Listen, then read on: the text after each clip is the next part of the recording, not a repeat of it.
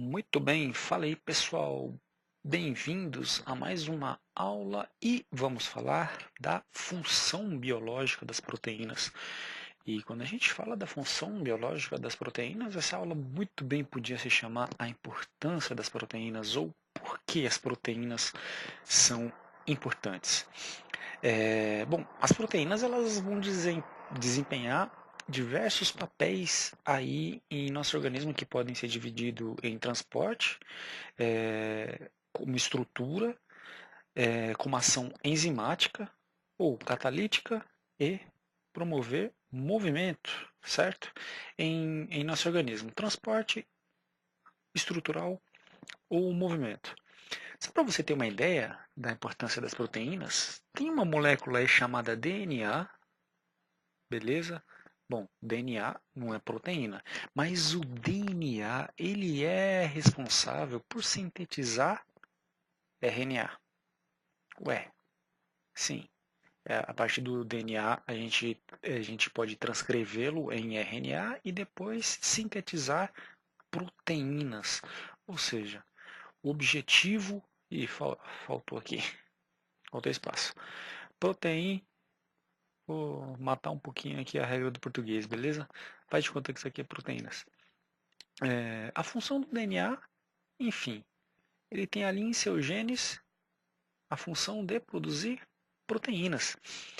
É difícil falar qual é o grupo de moléculas mais importante, né? Porque sem as outras moléculas nós simplesmente morreríamos, né? Sem carboidratos ou sem lipídios, morreríamos. Mas a proteína desempenha um papel fundamental em nosso organismo. Beleza? Como exemplo de proteínas estruturais, a gente tem o colágeno, estonas. Eu vou falar isso lá daqui a pouco, né? Como proteínas enzimáticas, aquela que promove reações, né? Que aceleram reações.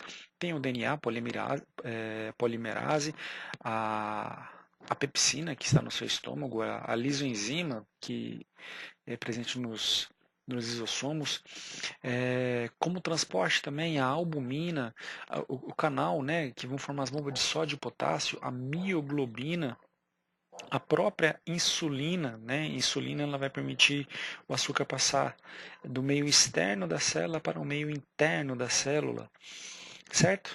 Bom, vamos lá. E também as imunoglobulinas. Bom, um pouquinho aí da história, né? Estudos, né, acabaram de concluir que as substâncias são presentes em todos os seres vivos. As proteínas são presentes em todos os seres vivos.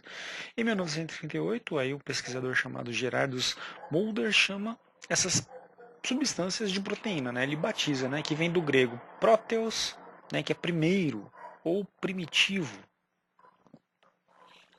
E como eu já vinha mencionado no começo, né? Qual que é a importância, né, das proteínas? A aula muito bem podia chamar a importância das proteínas, mas vamos chamar de função biológica que isso vão desempenhar diversos papéis importantes. Bom, elas são fundamentais para qualquer ser vivo. Qualquer ser vivo. Até mesmo os vírus. Que existe uma discussão se vírus é ser vivo, se não é. Certo? Toda manifestação genética, como eu já disse, é dada por meio de proteínas. O DNA, a finalidade do DNA, cada gene lá, na verdade, tem a informação para decodificar um tipo de proteína. Mano, olha como ela é importante aí, certo? Grande parte dos processos orgânicos são mediados por proteínas, né? Um tipo especial de proteína chamada de enzima, né? Ou seja, toda enzima é uma proteína. Nem toda proteína é uma enzima, certo? Mas as enzimas são tipos de proteína. Sem proteína, não existiríamos em nenhum outro ser vivo, pelo menos da forma que a gente conhece, né? A vida como a gente conhece não existiria.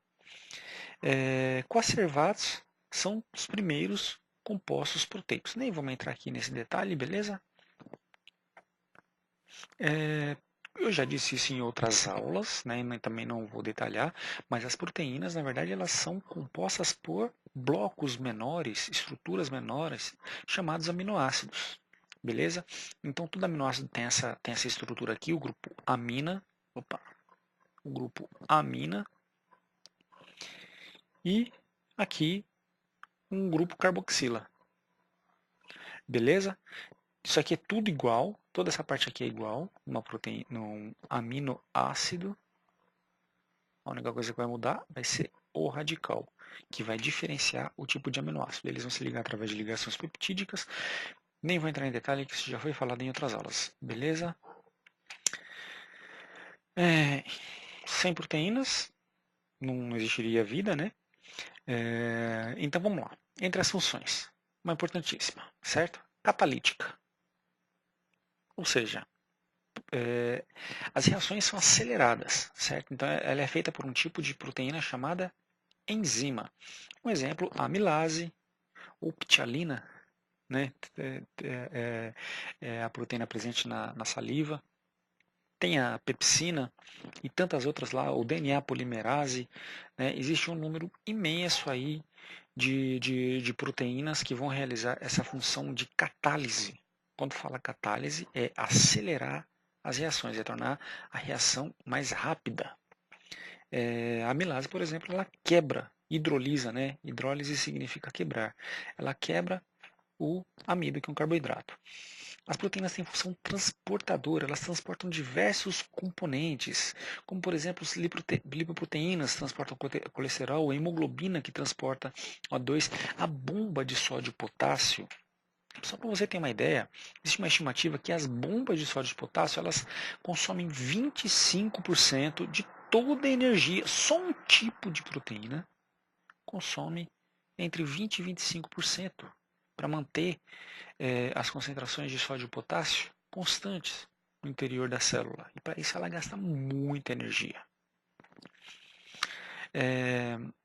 Também em função de reserva, né? Quando elas guardam proteínas que contêm aminoácidos essenciais para o desenvolvimento dos animais, como por exemplo a caseína, no leite da vaca, e a albumina, né, com ovos de aves. Contração, o movimento em si, certo? Quando promovem o movimento de estruturas celulares. Aí tem as duas proteínas mais famosas aí no movimento, que é a actina e miosina. Elas interagem de tal forma que o seu músculo pode se mover. Ele pode tanto contrair quanto descontrair.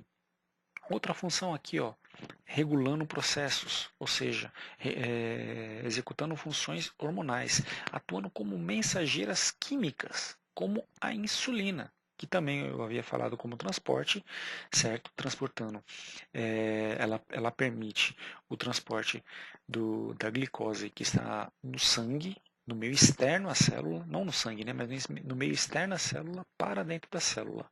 Outro exemplo, a adrenalina, tantos outros, noradrenalina, epinefrina, estrutural, né? Quando elas participam na composição de várias estruturas do organismo, sustentando e promovendo rigidez. Talvez a proteína mais famosa dela é o colágeno, né? Proteínas sempre presente em estruturas. O colágeno, a pele, boa parte do peso da pele é devido à proteína chamada colágeno. Defesa e proteção. Sim, os anticorpos são proteínas. O nome mais chique dele é imunoglobulina. Então, eles vão realizar aí a defesa contra os antígenos. Genética, atuando e envolvendo e se envolvendo com ácidos nucleicos para dar sua conformação, certo? Como, por exemplo, nucleoproteínas. Nucleoproteínas são catalisadores, ou seja, proteínas que aumentam. Desculpa. Nucleoproteínas não. Enzimas, certo? São proteínas catalisadoras que vão aumentar a velocidade de reação sem sofrerem alteração neste processo. Sua função vai ser viabilizar a atividade das células, quebrando moléculas ou juntando para formar novos compostos. Como eu já disse, né, nem toda enzima. Esse daqui já é um outro caso, certo? Nem toda enzima tem natureza proteica, mas isso é uma exceção. Existe um grupo de enzima formada por RNA, certo? Que vão executar a função de enzima, ou seja, elas vão catalisar, vão acelerar um processo, uma reação química. Aqui a gente tem os componentes de uma reação enzimática. Quais são os componentes? Certo? A enzima, o substrato e o resultado da interação desses dois, que é o produto. Então eu tenho aqui uma enzima e o substrato, ok? A enzima que está representada aqui, ok? E o substrato representado por essas duas figuras. Quando a enzima se liga a esse substrato, há uma ligação, aqui há uma quebra, ok? E a interação com essa molécula. Então sai um novo produto. Então esse é o produto, ok? Então aqui eu tenho a enzima, tenho o substrato, aqui é a interação enzima-substrato e aqui o produto. Então vamos lá. Aqui a enzima, o substrato, aqui a interação, certo? Já escrita ali. Aqui a enzima, né, sem alteração, volta ao estado inicial, continua a enzima e aqui, é melhor dizendo, né, eu tenho dois produtos, né? Eu tenho um produto aqui e tenho um outro produto aqui, contando, são diferentes por causa desse radical. As enzimas possuem um local ativo, né, um sítio, mesma coisa que dizer aqui, um local ativo que corresponde geralmente a uma cavidade na molécula da enzima, com ambiente químico muito próprio. O substrato entra nesse sítio, liga-se à enzima, como por exemplo aqui ilustrado aqui, ó, certo? Esse sítio aqui. Então, é um substrato que é uma molécula, ok? Que será uma molécula, ele vai se ligar a essa região e vai acontecer alguma coisa, vai acontecer alguma reação. Existem cofatores e coenzimas que são moléculas não proteicas, respectivamente, inorgânicas e orgânicas, certo?